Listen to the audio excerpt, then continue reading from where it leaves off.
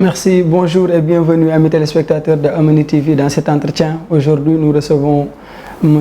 Omar Abdoulaye Ba. Il est le directeur de l'Agence sénégalaise de la reforestation et de la Grande Muraille Verte. Monsieur le directeur, bonjour. Bonjour, M. Wad. C'est un plaisir de vous recevoir à Amani TV. Le plaisir est partagé. Alors, vous êtes depuis mars 2022 directeur de cette agence où vous remplacez M. Ali Haïdar. Et l'agence de la reforestation, l'agence sénégalaise de la reforestation et de la Grande Muraille Verte, le nom est déjà assez symbolique, ça donne déjà des informations, mais quelle est donc la mission qui vous est assignée? Très symbolique, je dirais oui.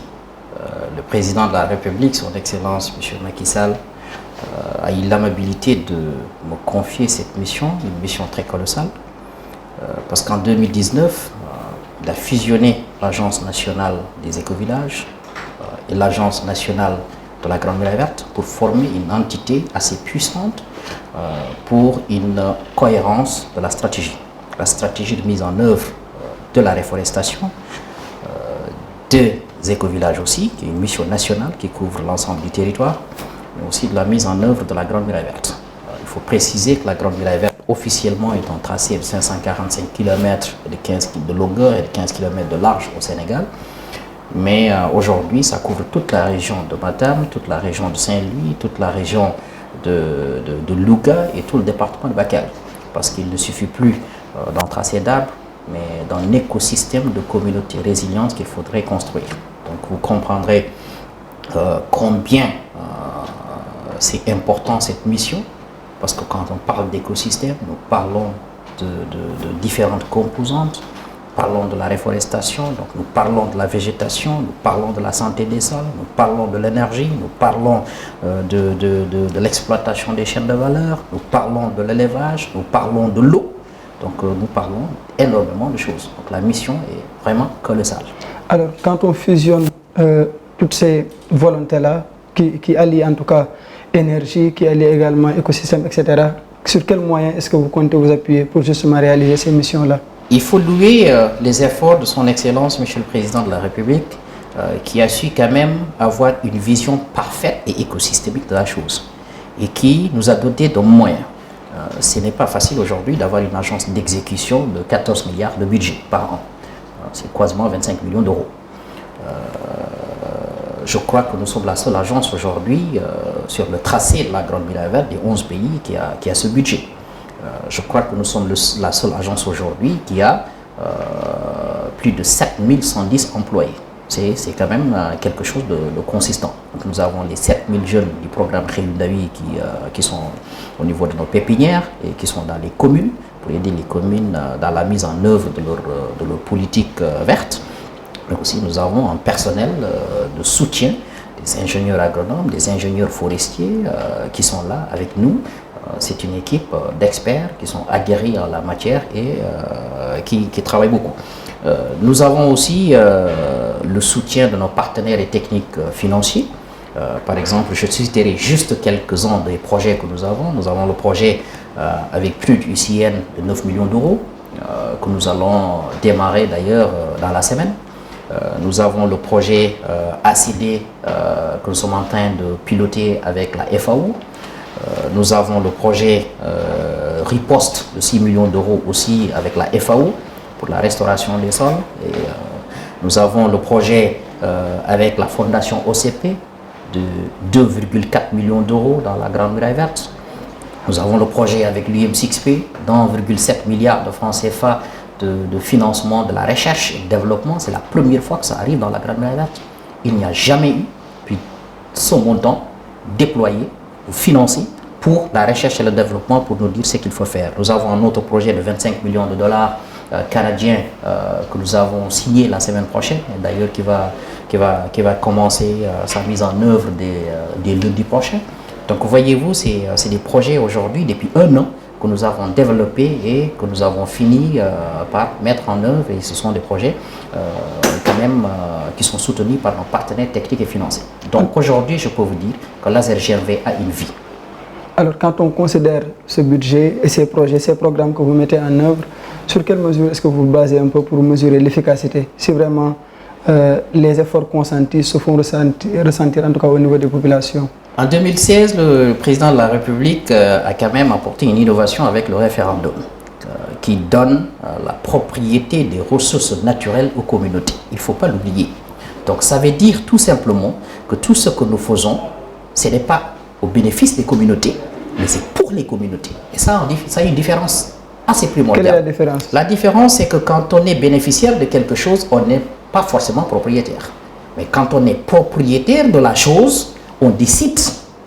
Donc ça veut dire que les communautés doivent décider avec nous de ce qui est important pour eux, des programmes qu'il faudrait développer, et comment développer les programmes et comment piloter ces programmes-là.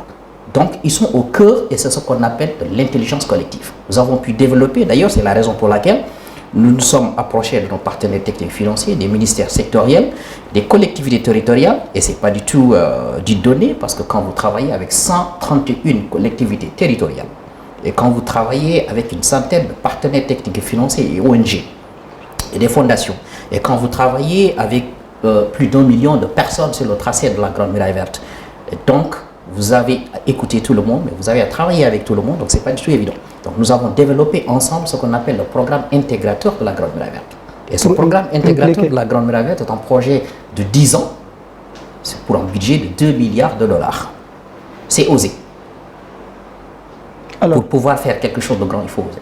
Alors, quand on parle de reforestation, c'est qu'il y a forcément déforestation, il y a déséquilibre un peu de l'écosystème, mais parfois la mauvaise politique énergétique de l'État est pointée du doigt, puisque c'est ce qui pousse les populations souvent à utiliser par exemple le bois de façon maladroite. Quelles sont les actions que vous menez justement? Pas forcément la politique énergétique de l'État, j'aurais pu dire. Quelles sont donc les causes, les autres causes qui peuvent pousser? C'est beaucoup de choses. Il y a le changement climatique. Qui peut aussi être une conséquence directe. Mais directe de ce que nous faisons. Je ne dédouane pas les politiques publiques à 100%, mais il faut comprendre aussi qu'au Sénégal, nous perdons 300 terrains de football par jour, dû à la désertification. Et quand on parle de la désertification, nous parlons de la dégradation des sols. La dégradation des sols fait appel au manque d'eau. Nous sommes dans un pays où il ne pleut que pendant 2 mois et quelques jours. Vouloir restaurer un écosystème sans avoir de l'eau en permanence, c'est une utopie. Il va falloir régler cette question d'eau. Pour régler la question d'eau, il faut régler la question d'énergie. Parce qu'il faut capter cette eau qui tombe de la pluie. Il faudrait la conserver. Ça demande des mécanismes, quelquefois naturels, quelquefois artificiels. Ça demande aussi de l'extraction, parce qu'il faut puiser cette eau-là à quelques centaines de mètres en profondeur. Il va falloir gérer cette eau, ce qu'on appelle la question de la gestion de l'eau, l'accessibilité et la gestion de l'eau. C'est pourquoi nous avons mis de l'argent pour comprendre ces mécanismes, pour pouvoir capter cette eau et la gérer. Tout en ne pas détruisant l'écosystème. Parce qu'il ne faut pas pomper cette nappe phréatique aussi et créer d'autres problèmes. L'autre aspect qui est important aussi, c'est que quand vous avez de la technologie, vous voulez faire fonctionner de la technologie, il faut de l'énergie. Alors, cette énergie, il faut la produire, il faut la distribuer. Mais il faudrait coordonner de telle façon que cette énergie soit produite pour créer une industrie. Une industrie qui nous permet de créer des emplois, une industrie qui nous permet aujourd'hui de conserver les produits de la Grande Muraille Verte, d'abord de les produire, de les nettoyer, de les conserver, de les packager et de les mettre sur le marché. Alors, cette énergie, tu peux me dire, oui, aujourd'hui nous sommes en train d'installer de l'énergie un peu partout, de l'accessibilité universelle à l'énergie. Ce sont des efforts louables. Mais l'industrie aussi doit vivre de cette énergie. Parce que c'est l'industrie qui crée l'emploi. L'emploi crée des revenus et c'est les revenus qui payent les factures. Et ça, c'est important. Il faut donner à la population de l'emploi et cet emploi ne peut venir que de leur propre environnement, donc de la terre, de l'environnement, de nos écosystèmes. C'est assez important. Mais tu ne peux pas réussir ce projet si tu n'as pas une intelligence collective parfaite. Il faut comprendre leur façon de penser, d'agir et d'interagir. Comprendre comment gérer les conflits, mais comprendre aussi comment anticiper pour qu'ils comprennent que l'arbre qu'on est en train de couper ou que nous coupons ou qu'ils coupent pour une raison ou une autre peut générer des revenus qui peuvent acheter de l'énergie. Nous coupons le bois dans la Grande Muraille Verte pour principalement 3 raisons ou 4. La première raison, c'est parce qu'on veut faire de la cuisine. Donc c'est du bois d'énergie. Si on est capable de travailler et de produire et acheter de l'énergie renouvelable, nous n'avons pas besoin de couper le bois. Donc des solutions alternatives. C'est des solutions alternatives, mais basées sur l'économie circulaire. Alors, deuxièmement, c'est qu'on coupe le bois pour faire des clôtures des champs. Et ce sont des clôtures éphémères parce qu'ils disparaissent après chaque hivernage. Donc c'est les termites qui déciment ces clôtures-là. Et généralement, c'est le balanites qu'on appelle soump ou le jujubier qu'on coupe pour faire des clôtures. Et il est temps d'aider ces populations à avoir accès à des pépinières par exemple, d'acacia mellifera qui permet de planter une couverture végétale et dans 2 ans, on n'a plus à couper le balanites pour faire des clôtures. Donc ça devient une couverture végétale, ça complète la grande muraille verte, ça capture du carbone et en même temps, la personne n'a plus à vivre tout ce fardeau chaque année pour renouveler sa clôture. L'autre aspect qui est important aussi, je vais terminer, c'est que nous coupons ces arbres-là parce qu'on veut construire nos maisons. Donc il est temps aussi d'introduire des espèces qui durent un peu plus longtemps. Je prends l'exemple du bambou ou d'autres espèces, tu me diras que ça consomme de l'eau, etc. Mais c'est pourquoi il faut régler cette question d'eau. Donc plus que ça dure, plus on a moins besoin de ces ressources-là, plus il y a moins de coupures de bois. Il y a la divagation des animaux qui broutent les petits plantes que nous plantons dans la grande muraille verte. D'où la nécessité d'avoir des réserves fourragères, d'où la nécessité d'avoir une culture fourragère pour prendre en charge ce bétail. Tant que le bétail n'est pas pris en charge dans la grande muraille verte, tu ne peux pas avancer avec la réforestation. Parce que c'est la divagation des animaux, ce sont les feux de brousse qui viennent décimer ce que nous faisons sur le terrain. Alors, vous avez cité les pépinières comme étant un besoin pour peut-être régler certains problèmes, mais est-ce que les ressources nécessaires sont aujourd'hui mobilisées pour en tout cas étendre ces projets-là dans tout le territoire sénégalais? Vous savez que les pépinières, ça demande beaucoup d'argent. Ça demande beaucoup d'argent parce que nous sommes appelés à planter des centaines et des centaines de millions d'arbres. Donc il y a donc encore des efforts à faire dans la mobilisation des ressources. Il y a beaucoup d'efforts à faire.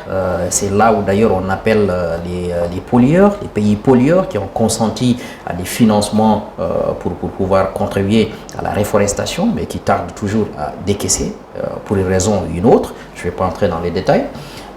Mais c'est le moment de créer une stratégie, de venir avec une stratégie diverse.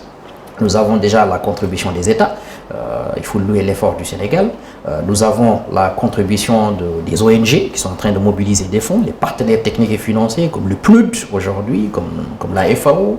Nous avons l'appui de l'accélérateur du INCCD qui est en train de faire un excellent travail de levée de fonds avec la Grande Muraille Verte. Nous avons la stratégie globale sous-régionale de l'Agence panafricaine de la Grande Muraille Verte qui est basée à Nouakchott en Mauritanie. Mais aussi, nous avons le secteur privé. Il ne faut pas l'oublier. L'exploitation des chaînes de valeur appelle aujourd'hui au secteur privé à comprendre qu'il y a de l'argent à se faire dans la Grande Muraille Verte. Pour qu'ils viennent investir là-dessus. Eh bien, pour pouvoir exploiter des chaînes de valeur, il faut disposer de chaînes de valeur. Pour disposer de chaînes de valeur-là, il faut les planter. Pour les planter, il faut avoir un sol sain. Il faut avoir de l'eau. Donc c'est pourquoi le secteur privé est appelé... aujourd'hui passent. Quelles sont les ma mission d'ailleurs. La mission de l'agence, ce n'est pas simplement d'aller travailler sur le terrain, mais d'informer, d'attirer, de conscientiser, d'informer les gens sur la nécessité de reboiser là où nous sommes, à la maison, dans la rue, un peu partout dans notre environnement, parce que c'est la proximité de cette couverture végétale qui fait que nous respirons un air sain. Si on ne respire pas un air sain, on respire de l'air pollué. En respirant de l'air pollué, eh bien, bonjour les maladies cardiovasculaires et autres, etc., etc. Donc, notre santé dépend de l'air que nous respirons. Alors, premièrement. Deuxièmement, nous capturons du carbone. Donc, tout ça, c'est important aussi que les gens le comprennent. Mais aussi, c'est la résilience alimentaire qui est en jeu.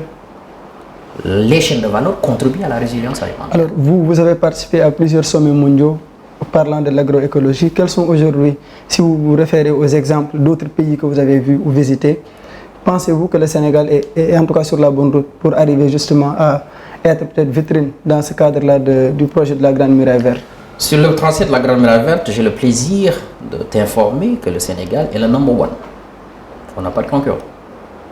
Number one dans la mise en œuvre, number one dans la méthodologie, number one dans l'approche et number one aussi dans la communication et la sensibilisation. Donc tout le monde est unanime des efforts. Qui nous permettent de... Ah oui, nous sommes aujourd'hui, selon les estimations, le Sénégal, il y a 17% de taux d'exécution alors que la plupart des pays sont à 4%. C'est un indicateur clé. En 2020, on parlait de 4% qui montrait peut-être l'inefficacité un peu. Des autres pays, il faut le préciser, M. Wad. Oui. Le Sénégal est à 17%, je te challenge. Si on intègre les terres arides, peut-être... Du tout, le Sénégal est à 17%.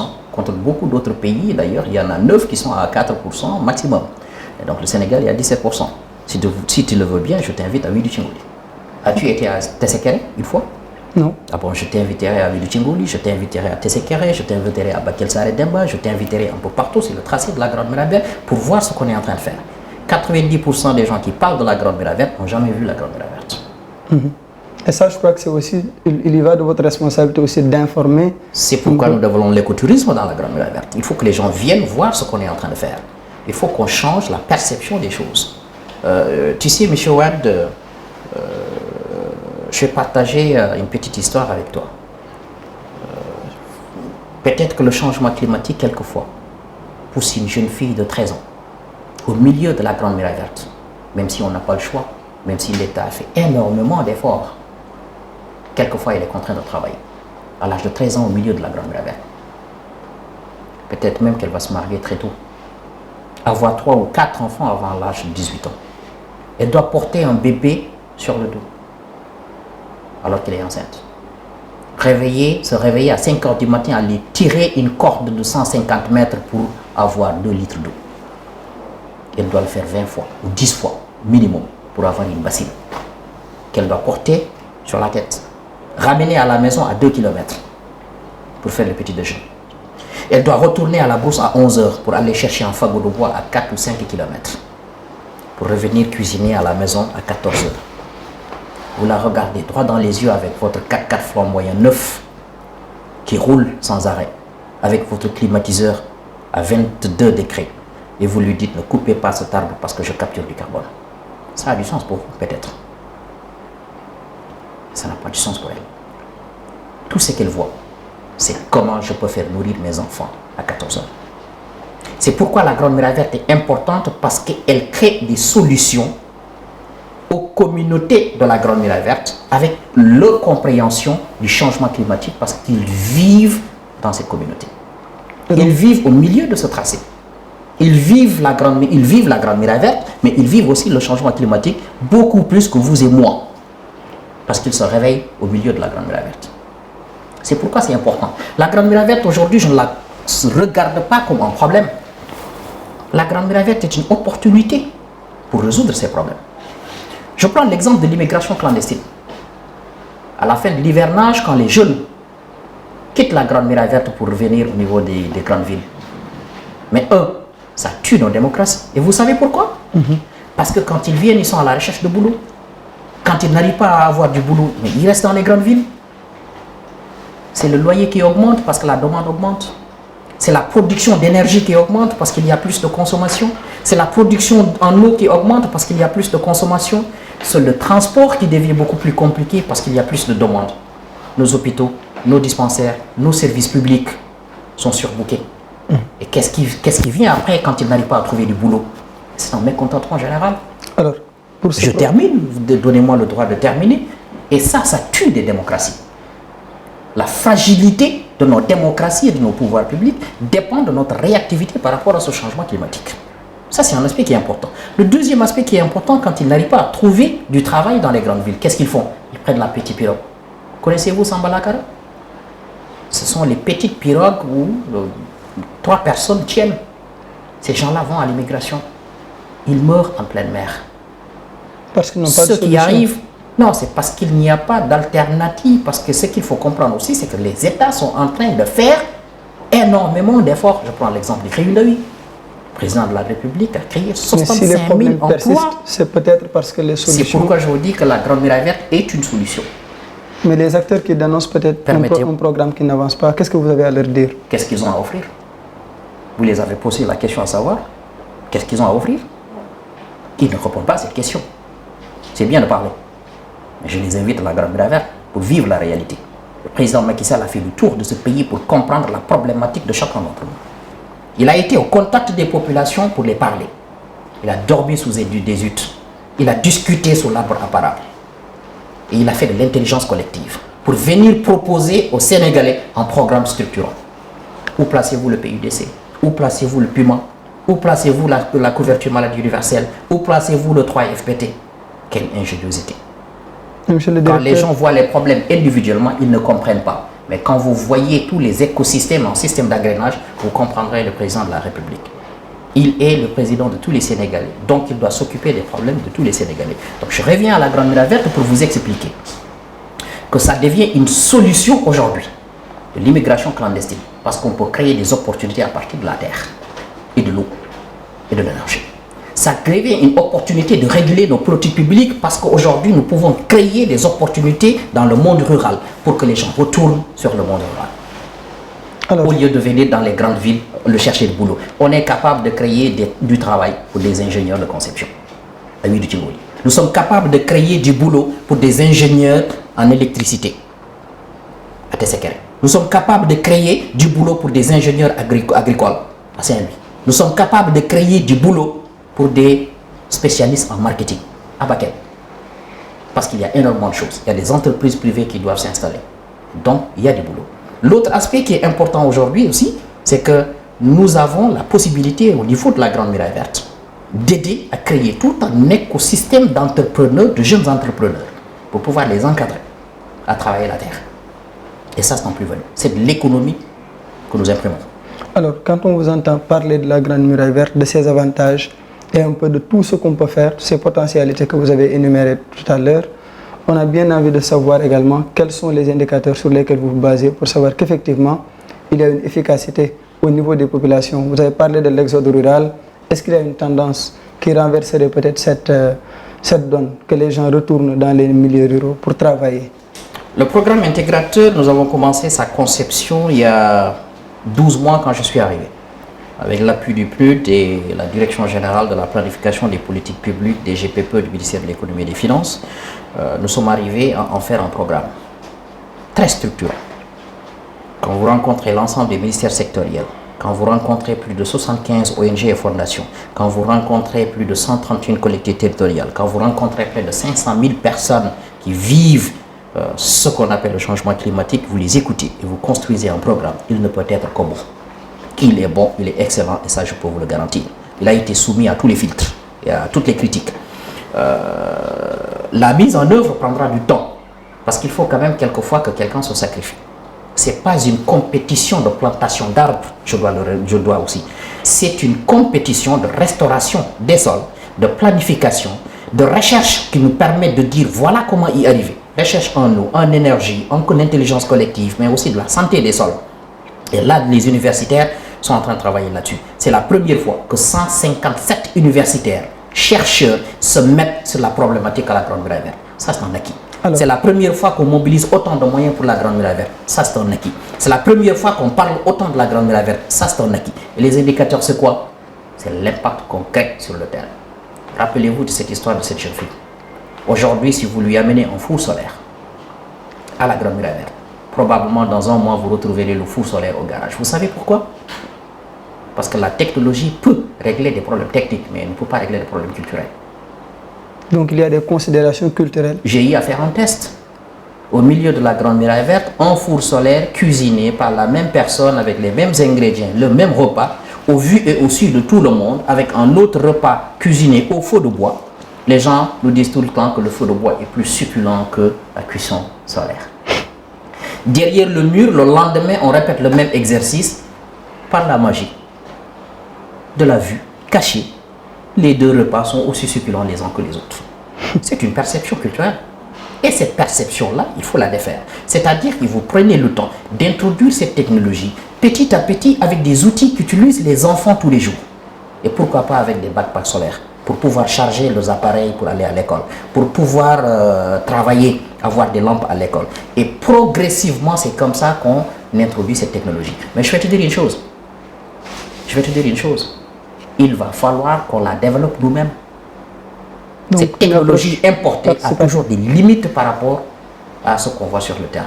C'est pourquoi il faut mettre l'aspect sur l'innovation technologique. Nous devons développer des outils avec lesquels nous devons travailler sur le terrain si on peut réussir. Alors, monsieur le directeur, 2030 n'est plus loin. Et quels sont les défis qui se présentent devant vous pour justement atteindre les objectifs fixés lors de la COP 2020, lors de la COP 21 d'ici 2030? Quels sont les défis qui se dressent contre vous actuellement et comment vous comptez faire pour justement les surmonter?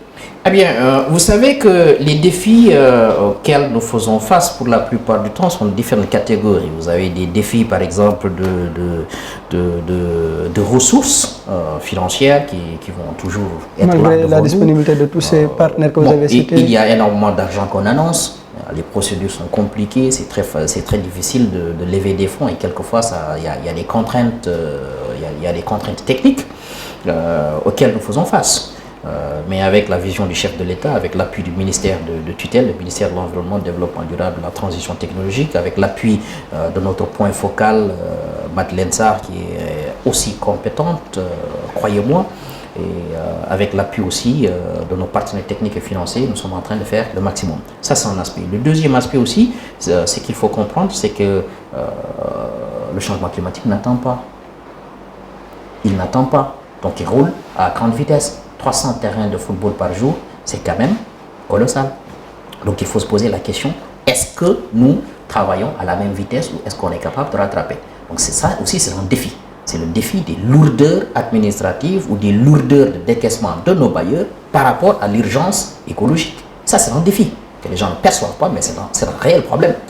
Donc, l'autre aspect, c'est la connaissance locale. C'est un défi.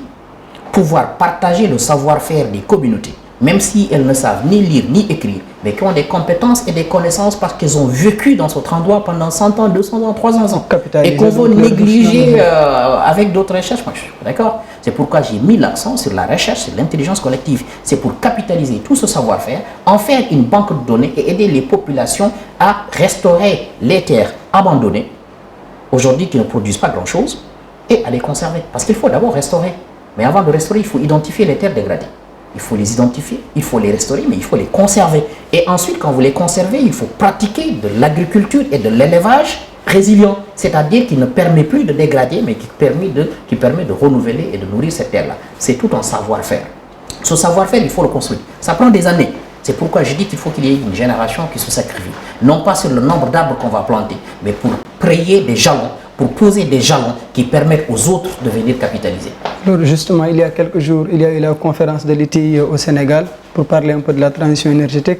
Mais on sait que dans les carrières à Thiès, par exemple, l'exploitation des ressources cause problème à l'agriculture. Vous, dans vos efforts, qu'est-ce que vous faites à ce niveau pour peut-être l'agroécologie, pour la restauration des écosystèmes? Nous avons énormément de projets de restauration des écosystèmes. Nous avons le projet ABE avec le PNUD et Lucienne, un projet de 6 millions d'euros sur le plateau de Thiès et sur aussi le département de Ranérou. Nous avons au sein de l'entreprise aussi des projets de restauration des écosystèmes. Il y a d'ailleurs une loi qui oblige par exemple les miniers à la fin du travail, quand ils mettent une carrière à la retraite, de la restaurer. Donc l'année dernière, à la journée de l'arbre par exemple, nous avons planté sur une ancienne carrière. J'avoue que l'expérience n'a pas été facile. Est-ce que ça a porté des fruits? Pas grand-chose, mais ça nous a permis d'apprendre énormément de choses. Si c'était à refaire, je le ferais autrement. Mais c'est quelque chose à refaire. Et je le ferai cet hivernage aussi. Parce que ça nous permet aujourd'hui d'apprendre énormément de choses. Vous savez que je n'ai pas peur de l'échec. Je n'ai pas peur de l'échec d'abord, M. Watt. Vous savez pourquoi? Parce que c'est en essayant qu'on trouve des résultats. Quand vous faites quelque chose pendant 17 ans, vous n'avez pas ce que vous voulez, il vous est permis de changer. Donc moi, je suis là pour essayer de nouveaux mécanismes pour trouver des solutions. Donc c'est pourquoi je dis que je n'ai pas peur de l'échec. Et je n'ai pas peur de critique aussi parce que c'est assez important, les gens qui te critiquent te permettent de te re-questionner et de savoir si tu le fais bien ou si tu le fais mal. Je ne suis pas le meilleur, mais j'ai peur d'être le pire et c'est pourquoi je continue de chercher des solutions. Et j'en appelle d'ailleurs l'implication de tout le monde. Donc il n'y a pas de petit esprit. Il n'y a pas de petit esprit. Moi j'ai des carences. Et mon équipe a aussi des carences, c'est pourquoi j'en appelle à tout un chacun. Et c'est quand on aura écouté tout le monde qu'on trouvera des solutions. Je suis là pour écouter les gens et voir qui est capable de m'indiquer peut-être de nouvelles choses qui peuvent me permettre à trouver de bonnes solutions. Solutions de réforestation, nous en voulons. Alors, pour en finir, certainement, au niveau africain, à l'échelle africaine, qu'est-ce que vous faites peut-être à part la Grande Muraille Verte qui peut-être regroupe également d'autres pays africains? Quels sont vos efforts justement pour aller dans ce sens de réaliser peut-être ces projets agroécologiques en intégrant également la dimension africaine, panafricaine, puisque justement vous vous êtes militant du panafricanisme? Avez-vous jamais entendu parler de l'Agence panafricaine de la Grande Muraille Verte, M. Wells? Pas encore. Alors, l'Agence panafricaine de la Grande Muraille Verte a été mise en place par l'Union africaine. Aujourd'hui, l'agence est un organe d'orientation stratégique, de renforcement de capacité des agences d'exécution nationale. Chaque pays sur le tracé de la Grande Muraille Verte, de Nouakchott, Dakar, Djibouti, Soudan, Érythrée, Éthiopie, Burkina, le Tchad, le Niger, le Nigeria, tous ces pays-là, aujourd'hui, chaque pays a son agence qui est chargée de l'exécution de la composante nationale de la Grande Muraille Verte. Donc c'est pour intégrer l'ensemble des pays. Cette agence panafricaine est en charge de la coordination globale, du monitoring, de l'évaluation, mais aussi de l'orientation stratégique pour permettre à chacun de bénéficier de l'expérience de l'autre. Le Sénégal joue un rôle assez majeur dans cette agence panafricaine. Je rappelle que l'ancien président, c'était le professeur Abdoulaye Dia, qui a eu à battre un travail extraordinaire. Je rappelle qu'il y a des compétences sénégalaises qui sont là-bas, comme le colonel Sakhoudia Diab, qui est en train de battre un travail extraordinaire. Ici, dans la mise en œuvre de la Grande Muraille Verte, vous avez par exemple le colonel Gora Diop, qui est le point focal de la Grande Muraille Verte et qui est en train d'abattre un travail extraordinaire. C'est tout un mécanisme. Et vous avez la conférence des ministres aussi, qui est au-dessus de la PGMV. C'est l'ensemble des ministres de l'environnement des 11 pays que je viens de citer, et qui aujourd'hui sert de conseil d'administration de cette agence panafricaine de la Grande Muraille Verte. Et vous avez aussi la conférence des chefs d'État. Donc, d'où le président Macky Sall joue un excellent rôle. C'est lui aujourd'hui qui joue le rôle de leadership, de la promotion de la Grande Muraille Verte. Je crois que vous l'avez entendu à la COP 15. Je crois que à Sharm el-Sheikh en Égypte. Je crois que vous l'avez entendu à Paris l'autre jour. Il m'a confié cette agence parce que quand je suis venu dans son bureau, tout ce qu'il m'a dit, c'est que on va travailler. J'y crois, il faut la concrétiser. Et ça, c'est déjà trop fort pour moi. C'est pourquoi je dis à tout ce beau monde-là, la Grande Muraille Verte est une opportunité. Nous devons créer des solutions. Nous avons la confiance du président de la République. Nous n'avons pas le droit à l'échec. Vous n'avez pas le droit à l'échec. C'était un plaisir, monsieur le directeur. Le plaisir est partagé. Merci. Merci beaucoup. Merci à vous également, amis téléspectateurs de Amani TV. On vous donne rendez-vous très bientôt sur Amani TV, la chaîne de l'Afrique.